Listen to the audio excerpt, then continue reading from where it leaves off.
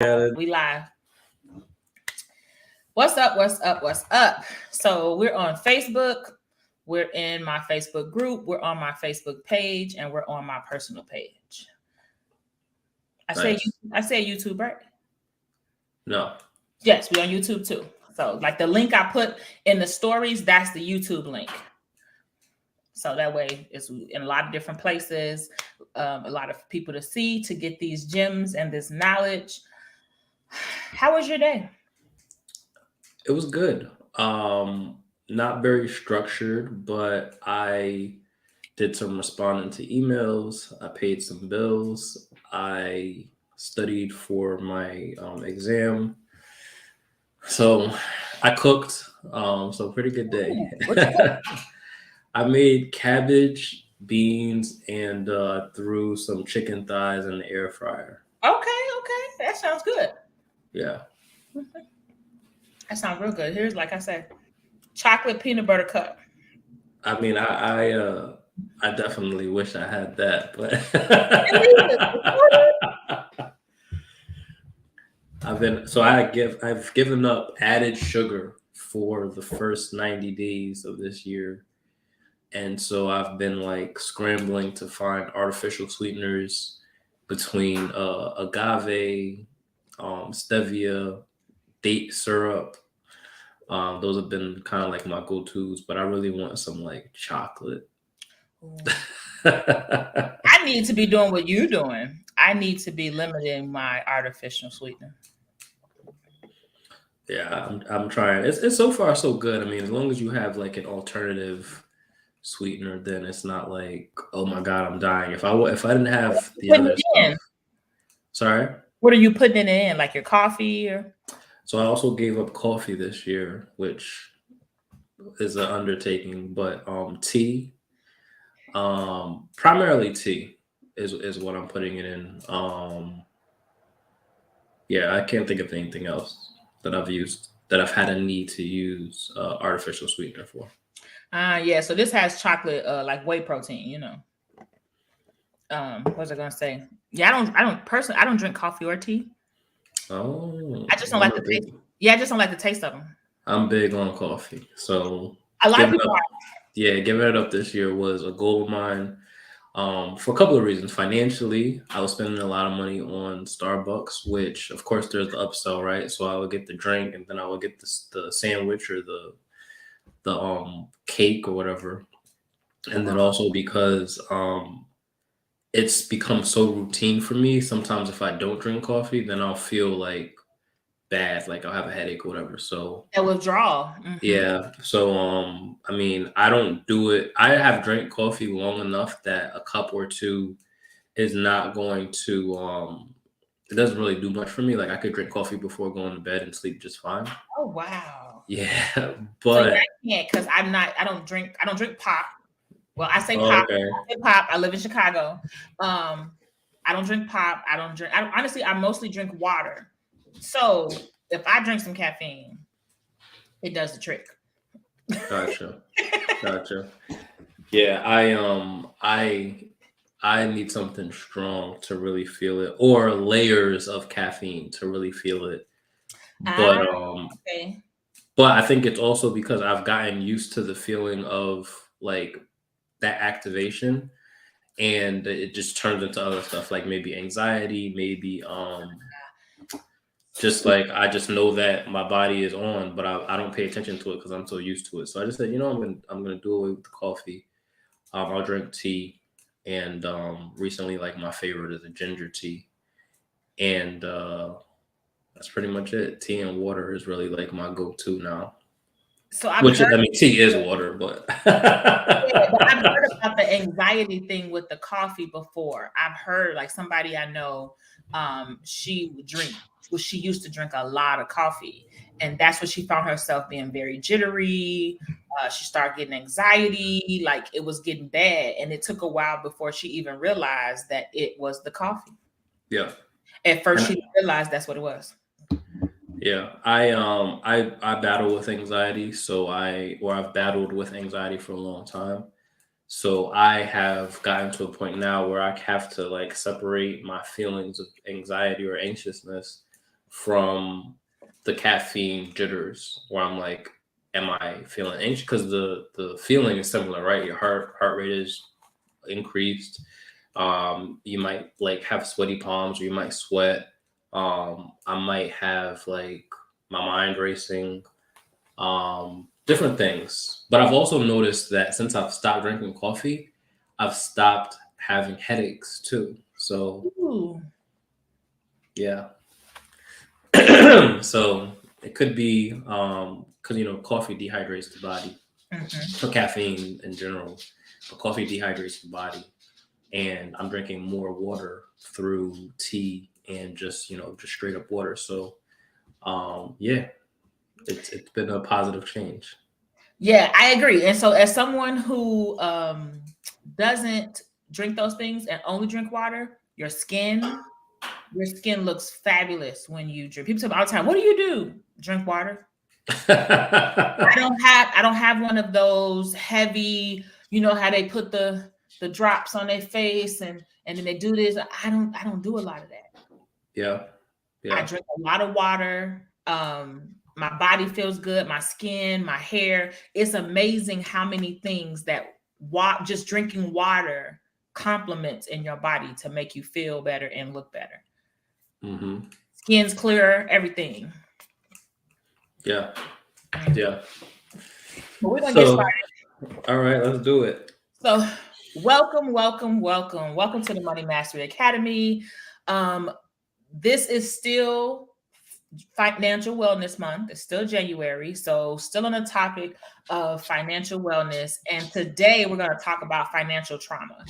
So many times, I have students, I'm sure Rakim has had clients as well, that they have financial problems or money issues, and it's not as simple as just cutting a few things out of their budget. You try and you try, you experiment in different things, and sometimes you come to the agreement that you just can't get it right. Well, sometimes there are deeper things that you might have to go and explore in order to figure out what is the reason or the root of your spending issues or the root. So today we're going to get a little deep down and dirty. Might hurt a few people's feelings because you might feel a little seen, but it's all a part of the process. It's all a part of the journey. And of course, I always bring company. So today we have Rakim Sabri. I'll let him introduce himself and tell you what he does. Yeah, hey everybody, my name is Rakim Sabri. I cover financial trauma and financial empowerment for people who look like me. And I've been in the finance industry for just over a decade now. Started as a part-time teller in a bank, spent 10 years in the banking industry. I coach, and now I'm pursuing accredited financial counselor, which basically will have me performing counseling, financial counseling, which is a little bit different, but very similar to financial coaching. And I'm also a registered financial consultant. So stacking up those credentials and just making sure that I'm not another one of these internet gurus talking about money. I want to be able to use my experience-based practice, ideas, views, and also back that up with some credentials, some academic research, excuse me, and some clinical approaches to helping people navigate their relationship with money, particularly on the psychology side.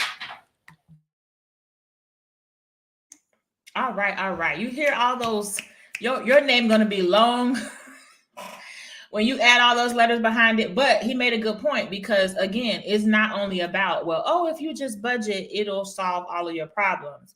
We wish it were that easy, but unfortunately, it is so not.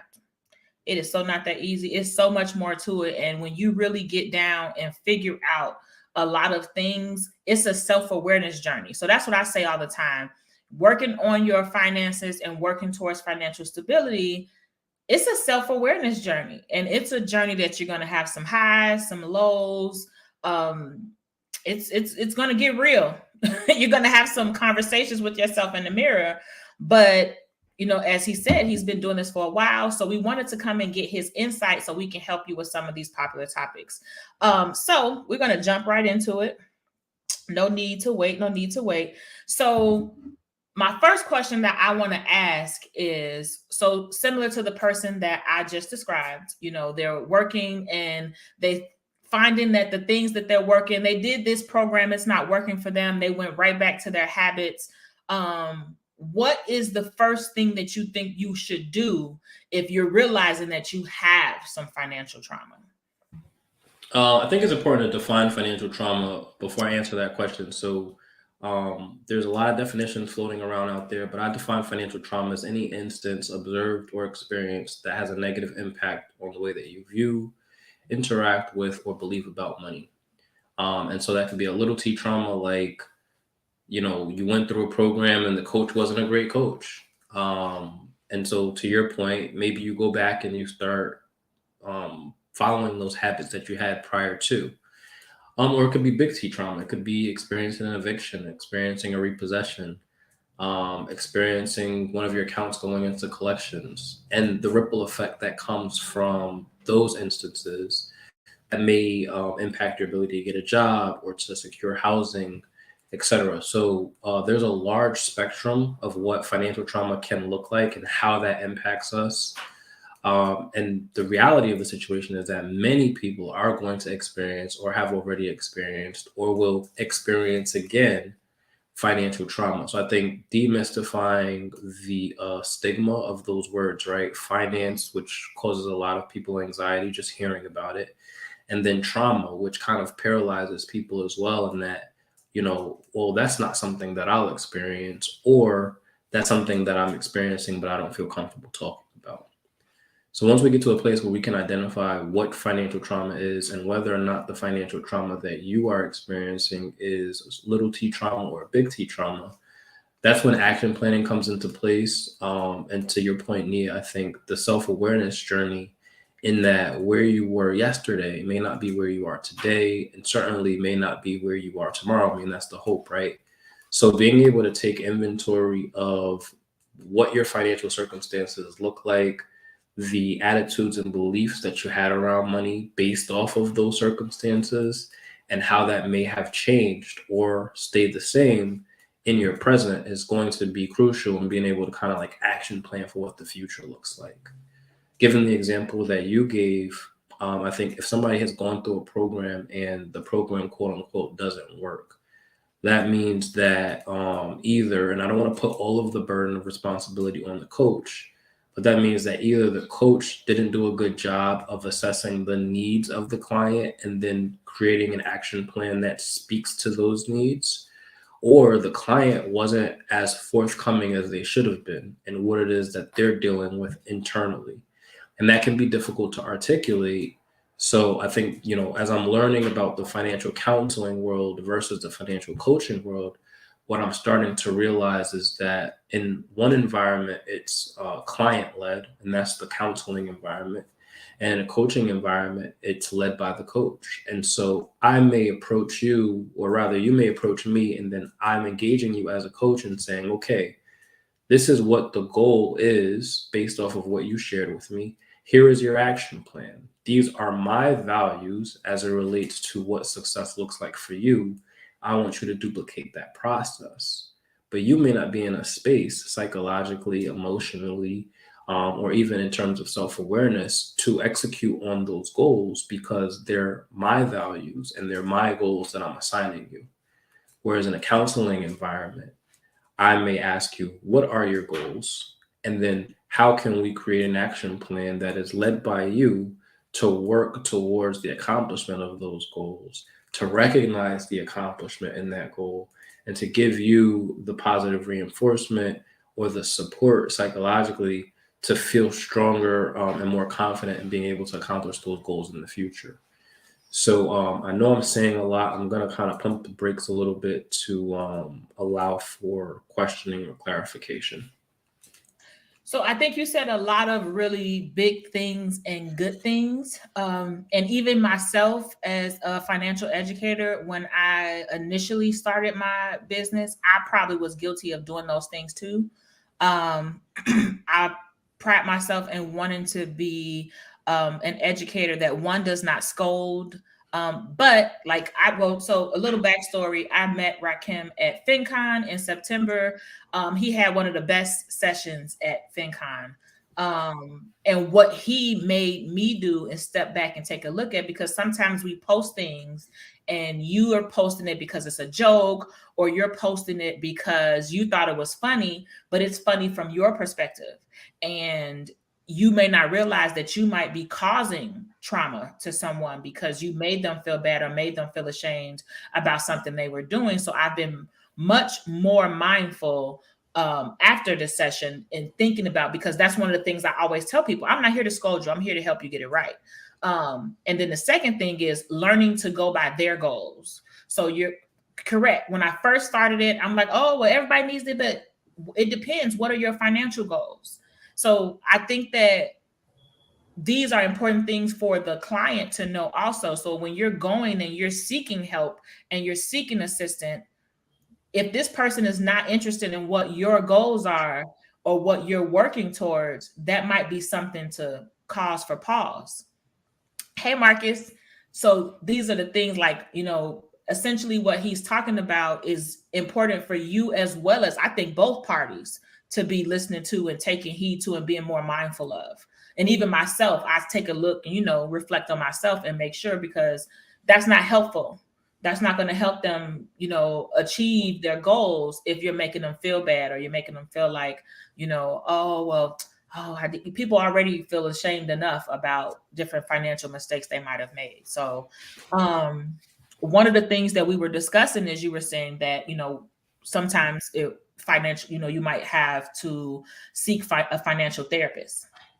So we talked about, you're saying that you were going through financial therapy yourself, and you just had some revelations and things that you wanted to discuss, to share about your own journey.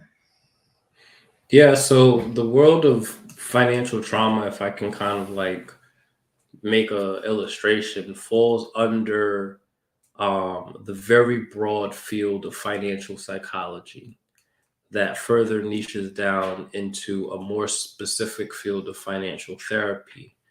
And in going through financial therapy or performing financial therapy, you'll get to a point where you might uncover somebody's financial trauma. So I didn't know this before I started focusing on financial trauma. I kind of backed into financial trauma a different way, and I can share that later. But moving from financial trauma up to financial therapy, up to financial psychology, gives me a very bird's eye view of just kind of the industry as a whole, because most people who have been in and around the personal finance or just the finance space in general have heard of behavioral finance. And so they think, or they associate behavioral finance with financial psychology, which is to an extent. But behavioral finance was created or coined around how people engaged with their investments. So why would people not make the most rational decisions for themselves if 1 + 1 = 2 when it came to the fluctuations in the market? And so it was really kind of specifically catered to that segment of the population. Financial psychology, broken down into financial therapy, then kind of gives light to some of the issues that we talk about, like financial stress, financial anxiety, maybe financial hoarding, maybe overspending. And it's really just a combination of the mental health world and the financial planning world to come to an agreement around how to address these issues that financial planners might encounter with their clients from a mental health perspective, and that mental health practitioners might uncover from their clients from a financial perspective. So we know that issues of finance is the number one cause of divorce in relationships. So how do we pull back the layers in that instance?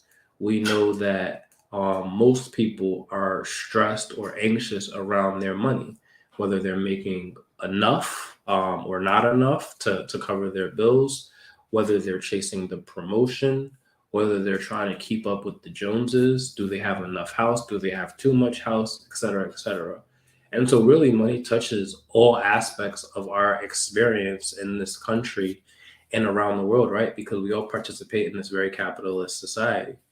And so when I started to study the financial psychology side of things, some of the work done by the Clances and Dr. Brad Clance, is a really popular financial influencer and psychologist, talks about money scripts. And so those are the beliefs that we hold and maintain as it relates to money.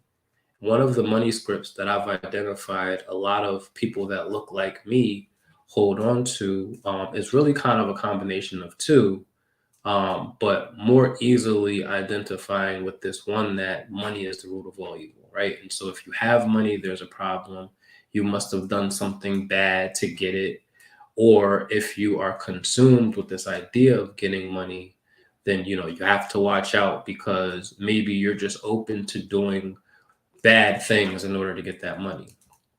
And so there's a dissonance that exists internally, or a conflict that exists internally as you have to go out and work to make money, trading your time for those dollars to live, to survive. And then if you want to experience any quality of life with the money that you're making, then you might have to work even harder. And so we hear often in the financial education and personal finance space the importance of multiple streams of income.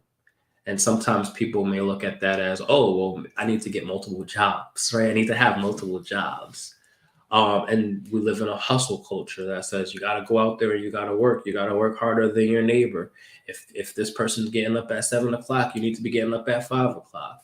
And so the combination of all of these influences, in addition to the consumerism that we're bought into and that we're programmed into in this capitalist society, can really put a lot of pressure on people psychologically as it relates to how they manage their money, how they view money, whether or not they believe that wealth is attainable, or if they just kind of settle into this, like, there's nothing that I can do, so I'm just going to sit back and ride it out, leveraging the systems that are in place, whether that is Social Security, whether that's food stamps, Section 8.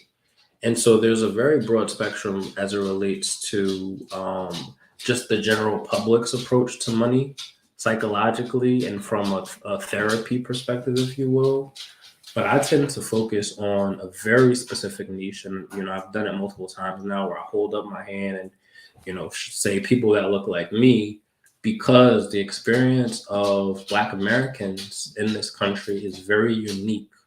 And so that experience is going to spill over into the way that we view money, into the way that we interact with money, into the way that we believe about money. And ultimately, that's how I've come up with the definition of financial trauma in that way. So when we think about the stock market and all of this craze and hype around getting involved with the stock market or even getting involved with crypto, we have to look at history and recognize that Black American or former African American slaves were the original stock certificates.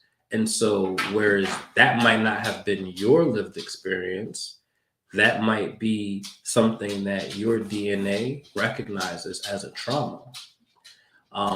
Life insurance, or there was insurance placed on the slaves that were treated as property, right, by the slave owners, so that in the event of their death or sickness or anything like that, the slave owners would be compensated for this piece of property that was lost. And so when we have conversations in the present day about why it's important for Black people to have life insurance, there can be an activation in our DNA that we don't remember, but our DNA remembers, that kind of rejects that, like, that was the experience. And so the conclusions that I've come to in kind of mixing the world of psychology and personal finance comes from the length of time and my experience in the industry.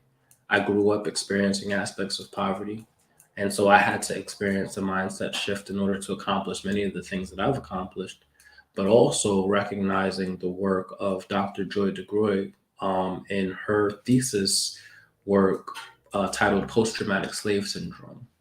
And so as I was writing my second book, Financially Irresponsible, I was reading her book and pulling information from that. And she talks about studies done that demonstrate that trauma can be passed down genetically and can be activated over periods of time, even if the recipient or the individual who is living their experience, that might be me, that might be you, does not have a physical or mental relationship with the origin of that trauma. And so when I look at financial content from the place of inclusivity, from the place of education, from the place of psychology, I take into account those factors historically and culturally. And then I look at the lens of personal finance and the way that we may interact or not interact with money today.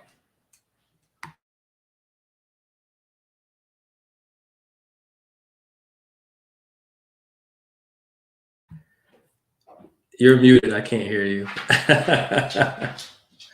Oh, so you said a lot of things. And the book, Post Traumatic Slave Syndrome, that book is awesome. One thing that always stands out to me is that book is she talks about how whenever you ask a Black person about their children and you ask them, you know, well, how your children doing? The first thing they do is they tell you all the negative things about their child. But it stems from in slavery. They did that to make sure didn't want you to choose their child to snatch them and put them off into the slave, you know, an auction them off. So they would tell you, oh, that boy, he can't get nothing right. He just, you know, just to try to convince you, but that stuck with you and went on and on for generations just from that. I mean, not on and on because it wasn't that long ago, but, you know, just certain things from there I read and you're just like astounded, like, oh, wow, like this is crazy. And then the second thing, my friend, her grandfather was just telling her about his dad, and his dad was a slave.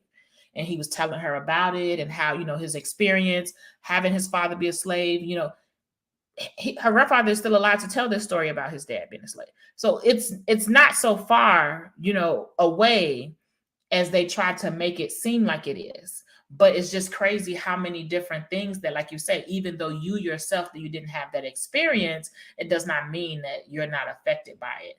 And then the next thing was the hustle culture. That one I had to learn myself. Like, it used to be a flex. Oh, I work 14 hours today. Like, ooh, hustle. You know, we have songs about it. You know, it's ingrained in you that if you're not hustling hard or working all day, you're not doing anything. Like you say, you get up at 5. Well, you need to get up at 3. It's almost like, have you seen, it's a video where a guy is making fun of the podcasters. And he's like, you got to get up at 3 o'clock, make $2 million by 4 o'clock, go buy 4 businesses. Like, but it's, you know, he's being funny, but essentially that's kind of what they're telling you to do. Like, this is what you have to do to make it. You got to jump through 3 rings of fire. When you finish, put yourself out. Like, and it's just creating these impossible goals that in some sense are unattainable. So just wonderful gems you're dropping today. And it's just letting you know it's so much deeper than the surface. It's so much deeper than the surface. One of the things that you said that I never will forget from when we were at FinCon is when you said you're aspiring, not you, but you're saying individuals are out here aspiring to be broke. That right there is 3 words: aspiring to be broke. But it's so much said with those 3 words that it captures a lot of people, but you don't realize that you're doing that and how far you're setting yourself back and creating more anxiety. And, you know, if you're already get stressed when it comes to money and get anxiety about your finances, if you're taking on those type of behaviors, you're essentially adding to it and you're increasing those levels of stress and anxiety. But that, like, if you could talk about that and kind of break that down, what that means. That when I first heard you say that at FinCon, it was like, Yeah, that line came from a TEDx talk I did in 2019. I was talking about I opened up the TEDx talk by saying at 5 years old I wanted to be an architect. At 10 years old, I wanted to be a psychologist.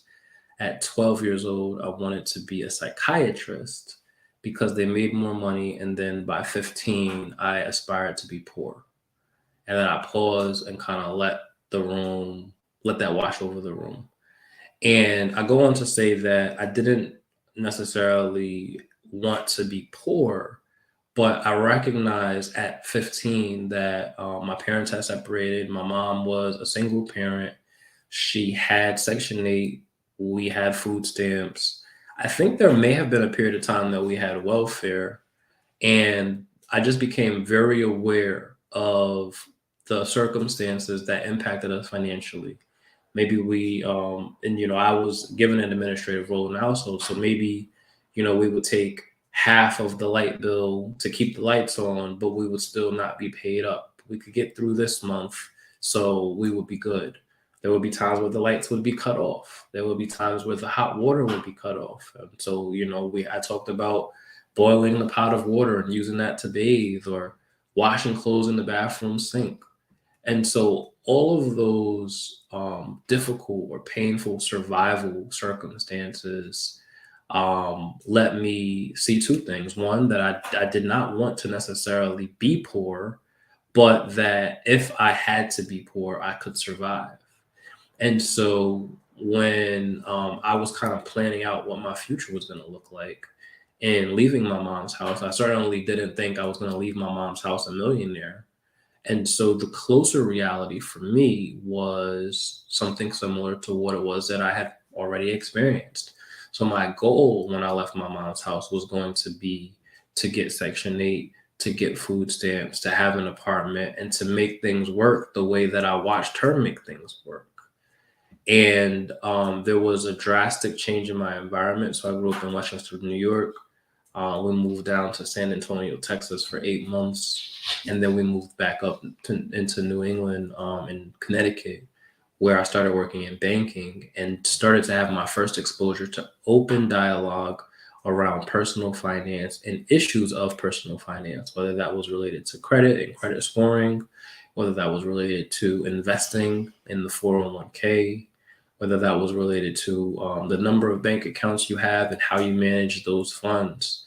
And as I'm sitting there listening to these people tell me, what they do with their money, my coworkers, my friends, I'm like, oh, y'all telling all y'all business. Like, we don't talk like that at home. And at home, not necessarily meaning the physical place, but at home meaning the location that I grew up in. Like, money wasn't discussed that openly. That was your business. That was private. And so that culture shift helped me to be more transparent about where I was and what my goals were. B, to understand that these goals were attainable. So my manager at the bank was a white woman who was a couple years older than I was, maybe, between 3 and 5 years older than I was. And she owned property.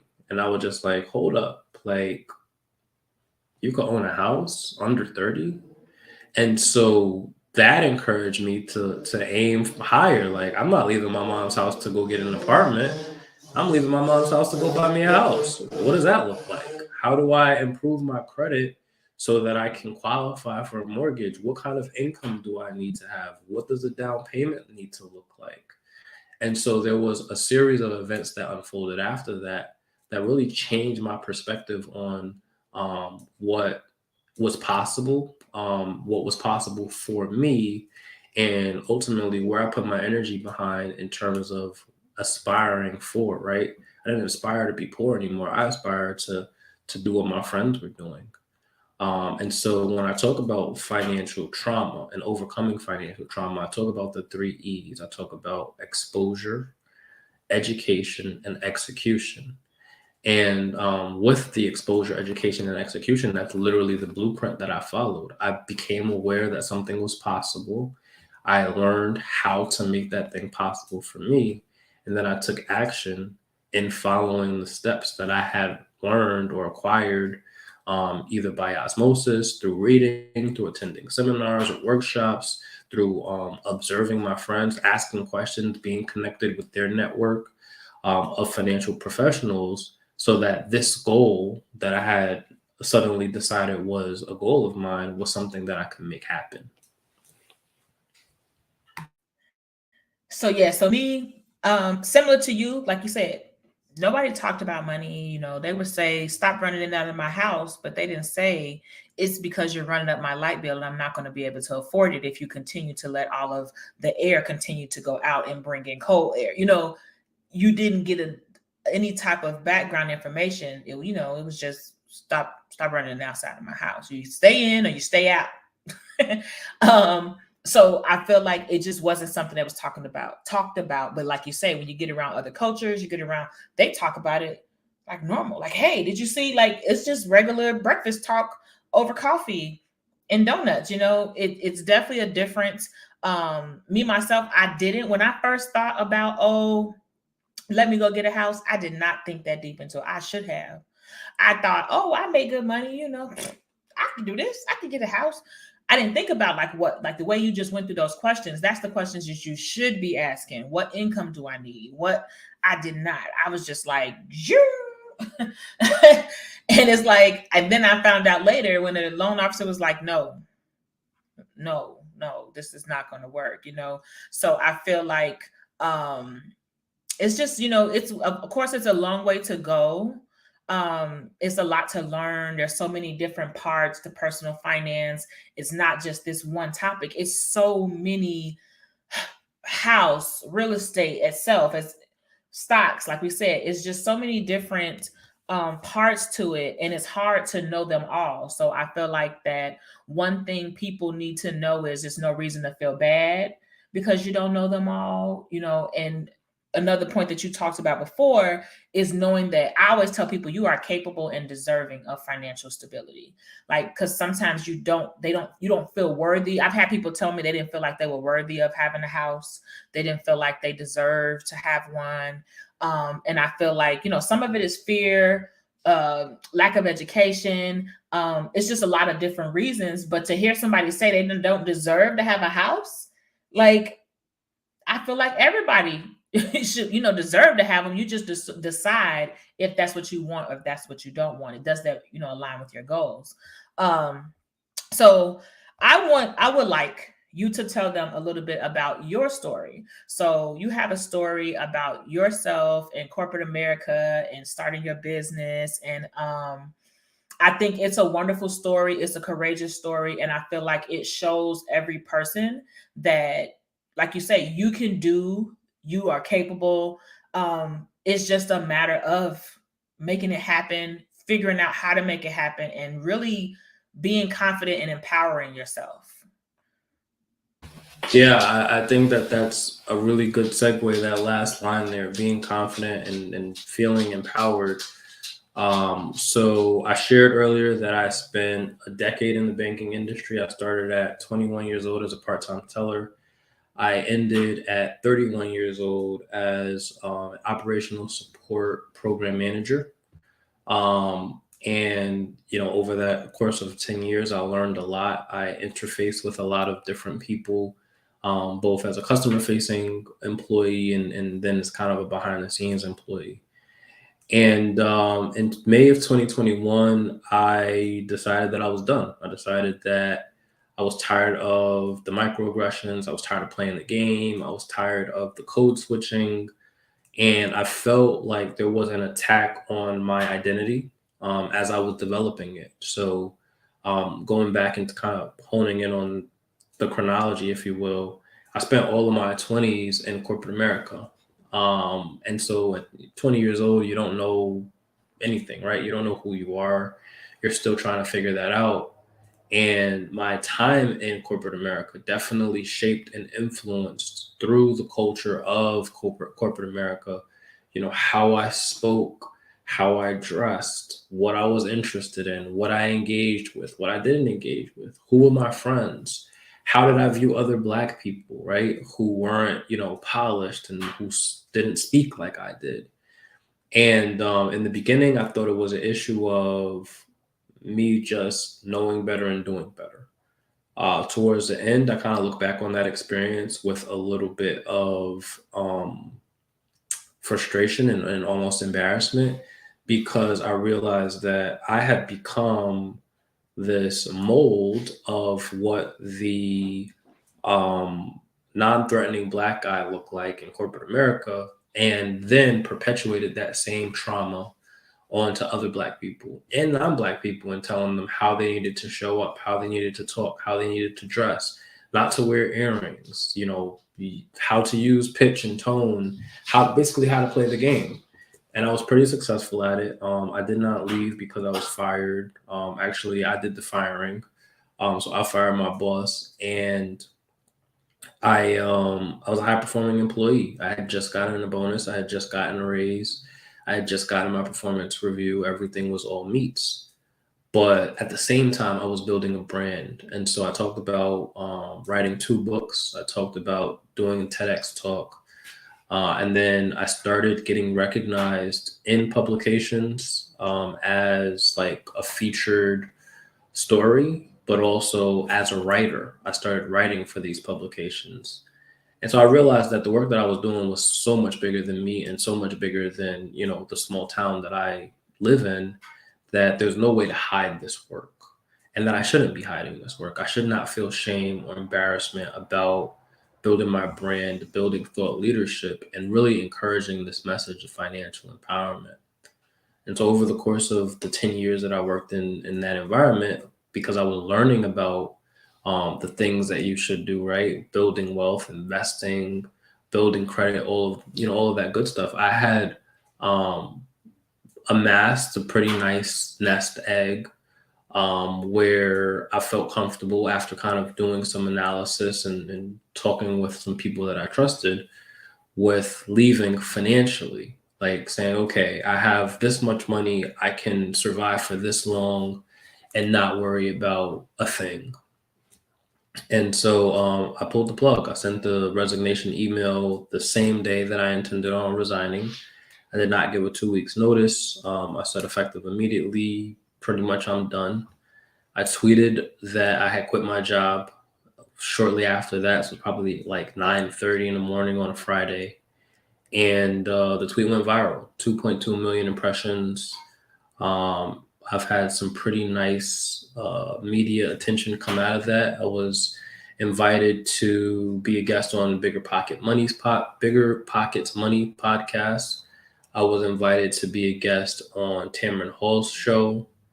I wrote several viral articles for Business Insider, Entrepreneur, and the Grio. And people started to pay attention. They were inspired by the decision. They were inspired by the journey. And some people were appalled. I definitely got some hate emails from broadcasting that I quit my job in the way that I did. But I think the beauty of that experience is that community formed around me in making that decision, and that I showed people that it was possible, that I showed people that you can choose you, and you can try a different way, and you don't have to have the traditional 9 to 5. And I think more importantly than anything else, that money is not everything. And we're approaching 2 years. It'll be 2 years in May that I have been self-employed. So I'm really holding on so I could make it till May. There have definitely been peaks and valleys in this experience, so I don't want to romanticize what entrepreneurship looks like. I've taken on a lot of debt, personal debt. I've taken on a lot of business debt. I've had to liquidate a big portion of my portfolio in some instances. My credit has suffered, obviously, because I've taken on this debt. And so there is an aspect of hustle to how am I going to survive from month to month, right? Like, how am I going to make this income? But when I talk about the time freedom and the improvements to my mental health and the fortification of confidence in making a choice based off faith in myself and in my own abilities, the trade-off is priceless. I would spend that money 5, 10, 100 times over. I would go through the struggles and the hardships that I've experienced, in equal amounts of time, because it's been such a phenomenal experience, up to and including going to FinCon, up to and including, being here and sharing with you today.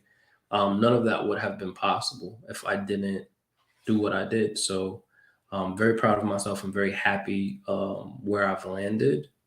But I think if I was to give anybody a word of caution, it would be to plan your exit strategy a little bit more carefully than I did, if you can help it. In my instance, I felt like I said I was being attacked, so I wanted to leave on my own terms.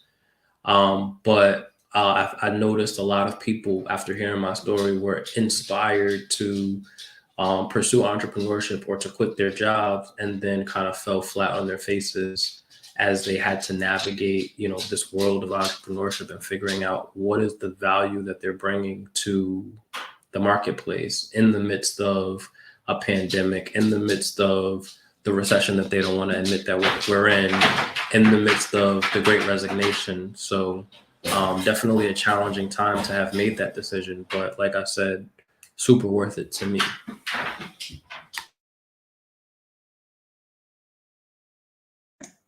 So first of all, I want to applaud you, because yes, that was definitely courageous for you to do. But essentially, you stood up for yourself and you invested in yourself. And then secondly, I want to say thank you for giving an honest depiction of what it looks like to leave your job and start a business, because we see it online all the time. Everybody should be an entrepreneur, and you're working that job and they're bribing you to give away your dreams. And I'm very open and transparent. I still work my 9 to 5 because it aligns with my goals. You have to do what works for you. And if you are with the company that you're not happy, work to move to a different one, or work to start a business, but work for what's going to work for you. Because again, entrepreneurship is also not made for everybody. Some people would have fell flat on their face, as you mentioned, or the stress alone from it not being that consistent income might have caused them additional anxiety, frustration along that journey. So it goes into becoming a self-awareness journey. Is this what's right for you? And is this something that you can do? Because everybody can't. Everybody can't be an employee, just like everybody's not meant to be a manager. Everybody's not meant to buy a house. I don't care what, these people say, I tell people all the time, I talk about home ownership all the time, but I also will tell you quick, you have to see if it's right for you. I'm not here to tell you everybody needs to buy a house. So I think that it's very important for you to come and share a real journey, and what a real journey looks like. She said, I can relate. Oh, right. So yes, she says, I can relate. After leaving the post office, it was hard at first. Right. I mean, and think about it. I worked at the post office for 8 years. So when I started going to school while I was working at the post office, I had people questioning me, why are you going to school for? Because I want to get out of here. Don't you want to get out of here? You want to be here? Because the post office is a very stressful job. I would drive all the way to work and want to call off in the parking lot. I just drove an hour to get here. That's real. If you drive an hour to get somewhere and you still willing to call off and go back home. But I was like, okay, let me start going to school so that I can get a better. I remember when you were in school. Yes. I'm like, I have to do something. This is not going to work for me. But some people have that mentality. Oh, well, it's the post office. You can't leave. You have to stay here. You're stuck here. You have to work here. This is the best job ever, and it's like, maybe for you, but not necessarily for everybody. So I just really appreciate that. And I can't say that enough. And your story is amazing. Your story is amazing. Thank you. Yes. Glad for you to share it. So end of it, we're ending and we're rounding out the hour. So I want to ask you about you. What do you like to do for fun? Oh man. I think that's a tough question because My I guess definition of fun is not the same as everybody else's, right? Like I'm a nerd at heart. I think I like to watch documentaries. I like to read things that are interesting. I don't just do the finance thing for social media. Like I'm definitely very intrigued by psychology and money management, and I think it's just by osmosis of me being in the space as long as I have now. I love to do speaking engagements, but I also am an introvert. So I like balance out the energy output of what that looks like. I'm a really good writer, so I enjoy writing. Um, what else? I used to practice kung fu regularly. I haven't practiced in a while, but I am aware of how to do kung fu. Okay. I like to work out, so that's kind of like my physical burn off steam. I have a young dog who takes up a lot of my time. Actually, he's making all the noise that you probably have heard. Be on live too. He wants to be Yeah, on live too. he's like, what are you doing? Like, come on now, we want to go sit on the couch. Um, But see, it I doesn't like to spend matter time that with. it's different. Like that's the whole point. It's you. That's why it's like, what do you like to do for fun? You know, if that's fun to you, that's see me too. I'm a nerd. So like for example, I like to travel. But if I go to a country, my tour guide, I'm gonna know what's your economy, what's your biggest import. I need like I'm asking all those questions, which again is might not be the typical questions that a tourist is asking on an excursion. But I'm the same thing. I'm a nerd at heart. So I want to know, how does this country run? You know, Mhm. how does your economy run? How do you sustain? Because to me that's important. And then I want to know the history, because we all know that what we learned in the history books is not the truth. So I love to go to the country and talk to the actual people there and figure out what happened. So yes, I definitely agree with that. You have to be you, because it's something that you truly enjoy. It's just, I don't know, it gives you peace of mind. Like today, I got off work and I went walking. People like, it's cold, it's 34 degrees, but I feel so good that I hit those 5 miles. When I get off of here, I can go to bed. I feel good. I did something for myself today. That peace of mind of being outside and just breathing in fresh air, you can't beat it. It can't beat it. That's what kept me sane during the pandemic. Yeah, I did a lot of walking during the Walking pandemic. by myself outside, vitamin D, birds chirping, clear in my mind. I can think, I can process things. Like, I love it. People be like, you do what? Yep, sure do. So you left the post office to walk? Yes, I did. It's not the walking that was the problem. It was the people. But yes, yes, yes. So rounding out, please let them know where they can find you, um, website, social media, all of the above. Yeah, so everything is at my name, and just at my name, no hyphens, underscores, or periods. Rakim Sabri, Instagram, Twitter, TikTok, YouTube, Facebook, and my website is rakimsabri.com. I also have a newsletter that I send out every Friday. There is a free and a paid option. That is at rakimsabri.substack.com. And so the newsletter is called Overcoming Financial Trauma. And I talk about financial trauma. I also have a podcast that has the same name, Overcoming Financial Trauma. And that is available where most podcasts are found. So that's Apple, Spotify, Anchor, I think iHeart Radio, Google Podcast. You look up Overcoming Financial Trauma in your podcast app, you'll see the podcast. And so it's still a young podcast. I'm getting into a cadence, but I've had some pretty dope interviews so far. And I'm looking to ramp that up in this calendar year. And books.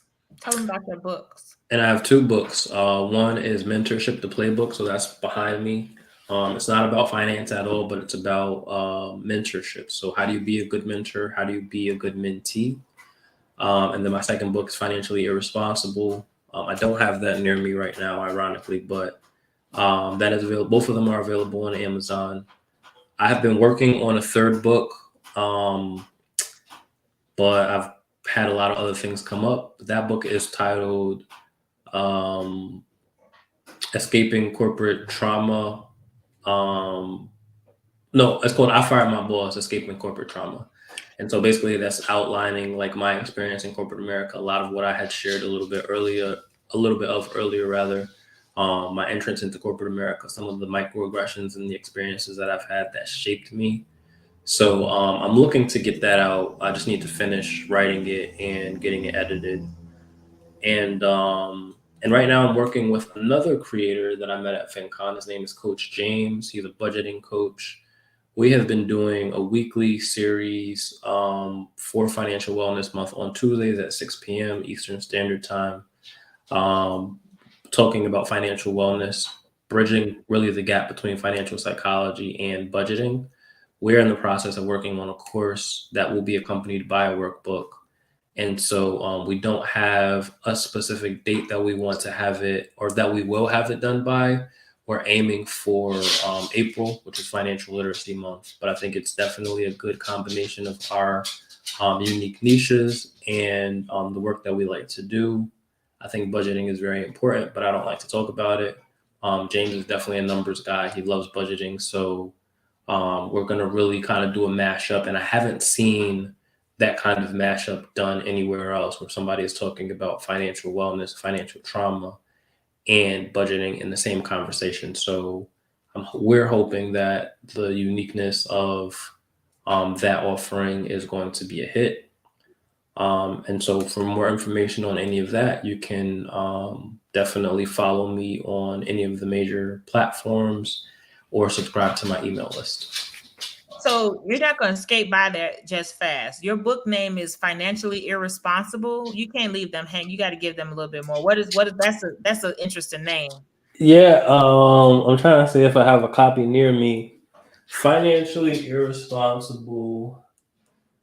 Because I'm sure a lot of people resonate with that at some point in their life. Yeah, I titled the. So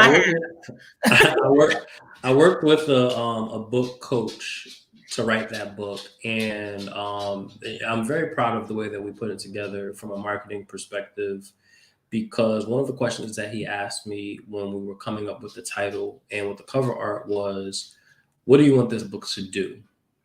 And so my answer was that I want this book to have the same impact on other people that the book Rich Dad Poor Dad had on me. At that point in time, I was still very much team Robert Kiyosaki. Yeah, I'm not anymore. But Rich Dad Poor Dad did change my life. I can't, take that away from the experience, regardless of how I feel about the author. And I wanted to introduce a crash course, first contact kind of financial literacy book with Black people in mind. So I wrote that book with a specific audience of Black people in mind. And I talk about personal finance through a very different lens. I talk about it from a spiritual and mental perspective in the first part of the book. And I talk about it from a physical, like practicality perspective in the second part of the book. I end the book with a short glossary of terms that are related to financial education. So what is a credit card? What's a debit card? What's an ATM card? What's a CD? What's an APY? Different things like that. And I inject a lot of my own personal experiences and anecdotes into the book to talk about what the obstacles of financial success have looked like for me at that point and how I've navigated around that. So I'll talk about buying my house. I'll talk about, credit cards and investing in the retirement accounts. I talk about going to buy a car and being racially profiled. Just a whole bunch of topics. And the second thing was he said, when he asked me what do I want the book to do, I said, I want to be on TV. So we were like, okay, well, we have to get like a captivating title, a captivating cover image. And so the cover of the book is green with a little caricature of me holding a credit card. And then it has Financially Irresponsible on the top. And I chose the title Financially Irresponsible for the obvious reason, right? To discourage financially irresponsible behaviors, but also because a lot of the strategies and things that I executed on could be considered financially irresponsible through the lens of a traditionalist. And so, this is me looking back in hindsight and understanding kind of like growth over time, what I didn't have the vocabulary to articulate back then, but I have the vocabulary to articulate today, is that sometimes based off of the traumas that we experience financially, we can't follow like this cut and dry road that Rich Dad Poor Dad or Dave Ramsey's Baby Steps or Tony Robbins' books talk about. So we might have to take a windy road, and in that we might have to make decisions that are considered financially irresponsible but work for us. And so it's really just hitting the nail on the head that personal finance is personal, and that if it works for you, then it works for you. Take the tools, take the information from the different sources, but create your own path. And one of the things that I'm learning on this journey is that whatever decision you make is the right decision. It's just a matter of like, are you willing to deal with the consequences of that choice? And so that's where we really need to be focusing our energy, not on the guilt and shame and, telling people that they can't go and buy their latte every morning, or they can't buy their avocado toast, or they shouldn't be buying their sneakers, or, going on vacations, but that they need to deal with the choices that they've made and adjust if that doesn't align with their financial goals or their financial priorities. Thank you. Thank you. Thank you. Thank you so much for giving us your time today. We truly appreciate you coming by and all of the knowledge that you shared with us today. Absolutely. It was a pleasure. Thank you. Thank you. Well, we're going to end it right there. That's our hour. Definitely, if you're watching this on a replay, hit replay. I know a lot of people come back and view them afterwards. You all have a great night.